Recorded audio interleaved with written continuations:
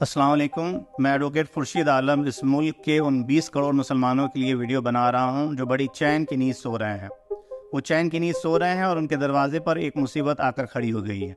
इस बार ये मुसीबत वक्फ अमेंडमेंट बिल 2024 की शक्ल में आया है।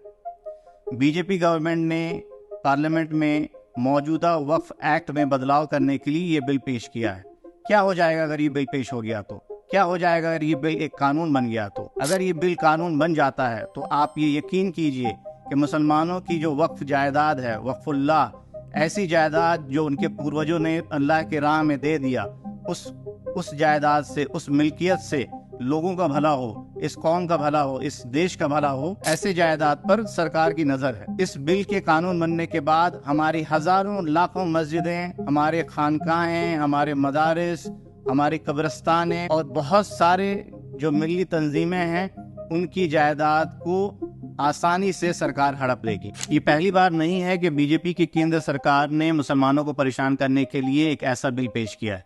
इससे पहले बेशुमार बिल पेश किए जा चुके और वो आसानी से कानून भी बन गया, लेकिन मुसलमान कुछ नहीं कर पाए। खुशी की बात यह है कि इस बार इस बिल को कानून बनने से हम रोक सकते हैं। जब ये बिल पार्लियामेंट में पास किया गया तब अपोजिशन ने बहुत ही जबरदस्त तरीके से इसे रोकने की कोशिश की, जिसके नतीजे में इस बिल को जॉइंट पार्लियामेंट्री कमेटी में रिकमेंड कर दिया गया है। ऐसा नहीं है कि ये बिल कानून बनने से रुक गया है, बल्कि एक छोटा सा पॉज लगा है। अब हम इसे कानून बनने से कैसे रोक सकते हैं? ऐसी सूरत में एक आम आदमी क्या कर सकता है? जिस तरीके से डेमोक्रेसी में हर एक वोट की कीमत है, उसी तरीके से इस पूरे मामले में हर एक आम आदमी की राय की कीमत है। जब इस बिल को जॉइंट पार्लियामेंट्री कमेटी के सामने पेश किया गया है तो जॉइंट पार्लियामेंट्री कमेटी ने आम आदमी से राय मांगी है। जो काम भाजपा सरकार को, बीजेपी गवर्नमेंट को पहले करना चाहिए था, सारे स्टेक होल्डर्स की राय लेनी चाहिए थी, जिनकी वो दावा करते हैं कि इनकी भलाई के लिए बिल लाया जा रहा है, हकीकत में वो हमारी जड़ों को काटने में लगे हुए हैं। ऐसी सूरत में जब आपके सामने एक नोटिस आया हुआ है, 13 सितंबर तक आपको अपनी राय देनी है, क्या 20 करोड़ मुसलमान में से 50 लाख भी ऐसे नहीं हैं जो अपनी राय को ईमेल के जरिए, खतों के जरिए, एक डेलीगेशन के जरिए जॉइंट पार्लियामेंट्री कमेटी तक पहुंचा सकें? हम जानते हैं कि ये पूरा काम बहुत ही टायरिंग है। आप कैसे एक मेल को बनाएंगे, किस तरह से अपनी बात को रखेंगे? हमने आपके काम को बहुत ही आसान कर दिया है।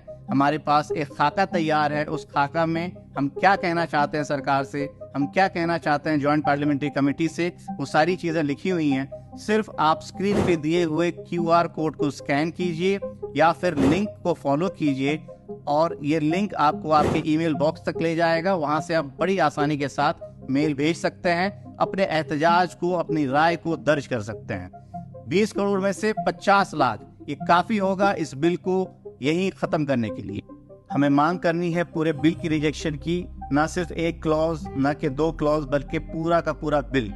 जब JPC ने नोटिस जारी किया तब बहुत सारी ऐसी तंजीमें हैं, बहुत सारे ऐसे इदारे हैं, बहुत सारे ऐसे इंडिविजुअल्स हैं जिन्होंने क्लॉज की आपत्ति जाहिर की, क्लॉज में कमियां ढूंढी, लेकिन हम पूरे बिल को रिजेक्ट करने की मांग करते हैं। और ऐसी मांग क्यों करते हैं? क्योंकि यहाँ पे सवाल है लेजिस्लेचर के इंटेंट की। इससे पहले जितनी भी हिस्ट्री देखी जाए, वो चाहे ट्रिपल तलाक बिल हो या फिर वो सिटीजन अमेंडमेंट बिल हो, एंटी कन्वर्जन बिल हो, सब के सब बिल में लेजिस्लेचर के इंटेंट पे बहुत बड़ा सवालिया निशान खड़ा हो चुका है।